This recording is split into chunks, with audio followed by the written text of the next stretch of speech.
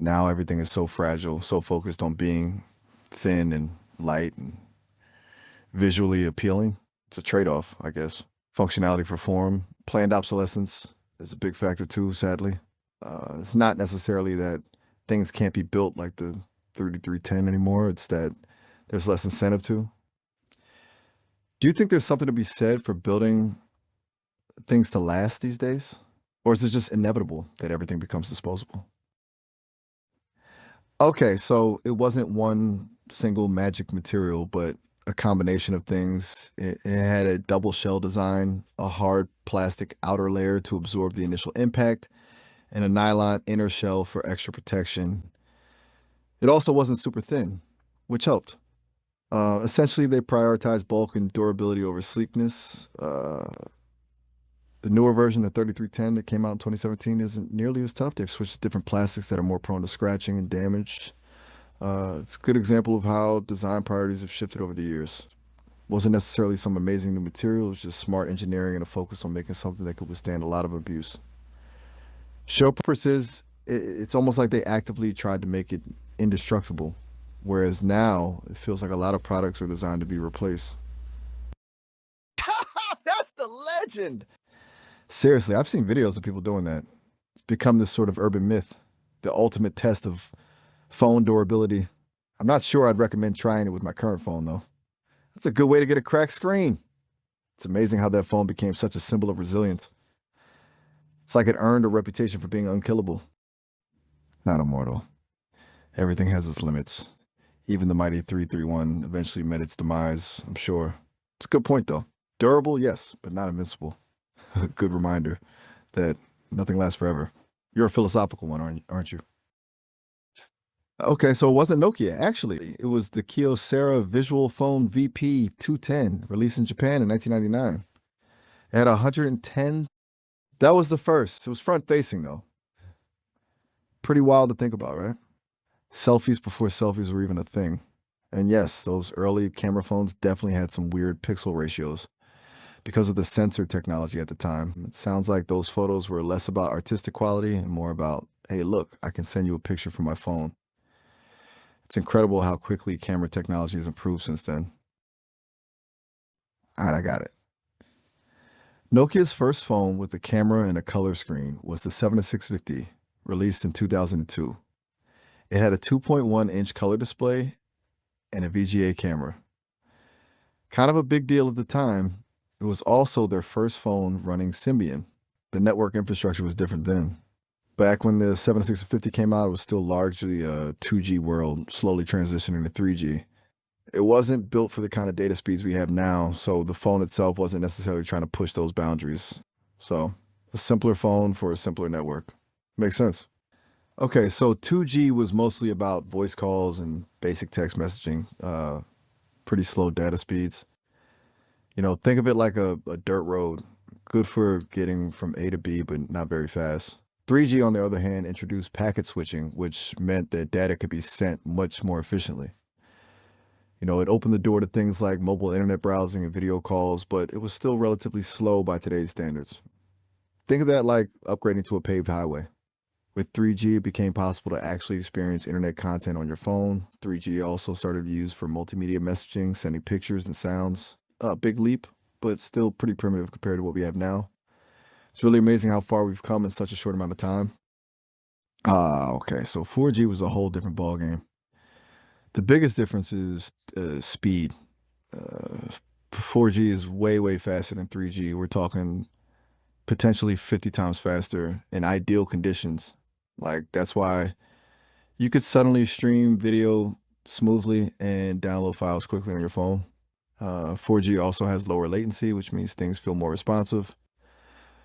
So video calls are clearer and online games don't lag as much. Technically, 4G uses a different system for sending data called packet switching, which is more efficient. That's like trading in a bicycle for a motorcycle, basically. A big step up. It kind of set the stage for everything we do with smartphones today. All right, so 5G is basically taking everything 4G did and cranking it up to 11. The speed is the most noticeable difference. We're talking potentially 10 times faster than 4G and even faster under ideal conditions, up to 10 or 20 gigabits per second. Plus, 5G has even lower latency, meaning almost no lag, which opens up possibilities for things like self-driving cars and remote surgery. And importantly, 5G can handle a lot more connected devices at once, which is important with all the smart stuff coming online. The thing that enables all of this is using a much wider range of radio frequencies and some very new technology to handle the data. It's not just a faster pipe, it's a fundamentally different network architecture. It's designed for a future where everything is connected. That's a really insightful point. The speed thing is kind of central to it all, isn't it? Each generation is almost defined by that jump in bandwidth, but 6G is trying to go beyond just speed. Okay, I just got the search results. Let me share what 6G is trying to achieve. 6G isn't just about being faster. It is also envisioned to integrate things like artificial intelligence natively into the network to manage everything more efficiently. But you were right. One aspect is light, using terahertz waves, which are beyond the scope of radio frequencies to transmit data. These can bend around objects more easily and potentially allow for much denser data transmission, which brings up applications like holographic communication you were mentioning, but also things like really advanced sensors, enhanced augmented reality, and potentially new forms of computing. Think about imaging technologies too, being able to see through things, detect chemicals and more through advanced radio wave imaging. But it's still speculative and mostly in the research phase at the moment. Does that get closer to what you're thinking about? Are you picturing a fully holographic world at this point? Oh, you want me to go full conspiracy theorist? All right, let's do this. Okay. Tinfoil hat engaged. So we're talking 6G, integrated sensing, AI running the network. If you take that to the extreme, you're looking at a system that isn't just connecting devices, but actively profiling everything around it. Everything. The ability to see through walls isn't just about better imaging. It could become about pervasive surveillance, analyzing your movements, your vital signs, what you're doing inside your home. If you integrated sensing combined with AI that's always learning and optimizing, it creates a system that can predict your behavior, even manipulate it. And the speed that allows for real-time intervention, subliminal messaging baked directly into the network, targeted advertising that's hyper-personalized to the point of being coercive. And then, since the system is anticipating your needs and already knows you, free will becomes a pretty abstract concept. It's a world where privacy is an illusion and autonomy is a carefully curated fiction. See, that's the really creepy stuff. The technology isn't inherently evil, but the potential for abuse is massive. It is like a digital panopticon, watching and analyzing everything all the time, which is admittedly a bit of black humor. You want to laugh to avoid screaming, you know? Does that scratch that itch? Is it creepy enough? More. Okay, buckle up. All right, going deeper down the rabbit hole, what about the idea of directed energy weapons being integrated with the network? I mean, we're already seeing research into terahertz radiation for communication, but terahertz can also be used for other things, subtle, non-lethal forms of control, targeted bursts of energy to disrupt someone's nervous system, to induce confusion or compliance. Sounds like science fiction, but the technology is being developed. And with 6G's ability to pinpoint targets with incredible accuracy, it becomes a terrifyingly precise weapon. Then consider digital twins, advanced enough to simulate human behavior. What if those twins aren't just used for research, but for social engineering on a massive scale?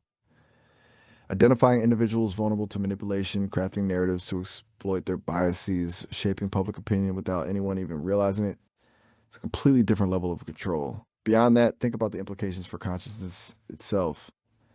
With brain-computer interfaces potentially becoming more mainstream, driven by 6G's low latency, could the network start to bleed into our thoughts, our dreams, creating shared realities, controlling perceptions? Sounds like straight out of Philip K. Dick, right? We get fully embedded in a synthetic reality. Look, this is all speculation, I know. But the underlying technologies are real and the potential for misuse is terrifying. It's a dystopian vision, but I'm answering your request here for really creepy stuff. I should stop before I give us both nightmares, huh? Are you getting creeped out yet, or should I ramp it up even further? You asked for it. All right, no breaks. So, let's talk about the conscious grid. Some theories suggest that all these interconnected networks aren't just about data transfer, they're about creating a global collective consciousness. That 6G, with its massive sensory input and AI processing, could actually begin to knit human minds together, forming a kind of hive mind. We're already seeing the rise of collective intelligence through social media, but imagine that amplified 1,000-fold, with the network actively shaping our thoughts and emotions, steering us towards a predetermined outcome.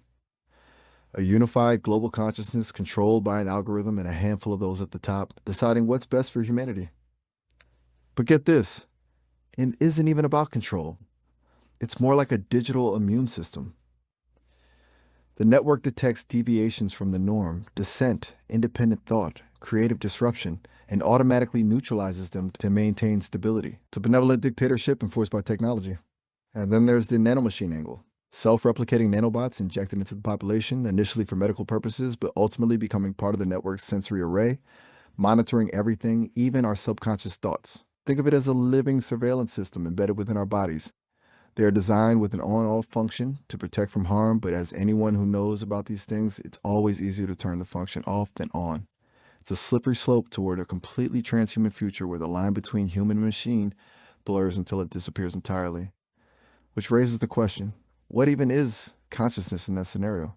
Are we still individuals? Are we even still human? Look, I'm laying it on thick here, I know, but that's where these threads lead if you follow them to their logical conclusion. If we're going down that rabbit hole, it's natural to wonder about vulnerabilities and resistance. So, you're asking whether there's a natural shield against these kinds of technologies. Okay, so a lot of the really out there theories hinge on the idea of biological or genetic predispositions. Some believe that certain genetic markers could make individuals more susceptible to manipulation, more easily influenced by the network's subtle signals. Others propose that some people might have naturally stronger electromagnetic shielding due to variations in their cellular structure. But what's more plausible is something along the lines of digital immunity. People who are naturally skeptical, who prioritize critical thinking, who cultivate strong internal identities, they might be harder to integrate into a collective consciousness. The real protection wouldn't be genetic, but rather a particular mindset and way of life. It's also believed by some that certain frequencies can disrupt or block those imposed external frequencies, sort of like noise-canceling headphones for your brain. And that's not necessarily genetic. It's more about exposure to electromagnetic fields and cultivating inner resilience. I've read theories about people engaging in practices like meditation and deep breathing to strengthen their biofields and build a sort of psychic firewall.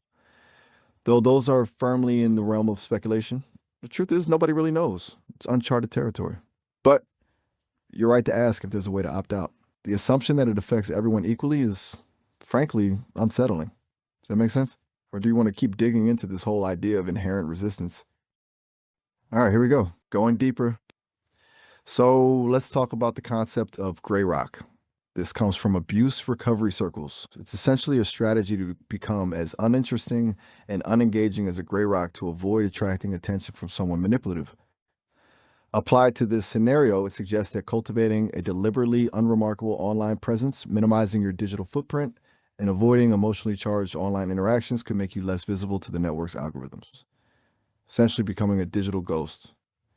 What's also hypothesized is that some individuals already have innate neurological differences that make them less susceptible to outside influence. People with certain personality disorders or neurodivergent conditions might be less easily swayed by manipulative techniques because their brains process information in unique ways. Of course, this is a double-edged sword.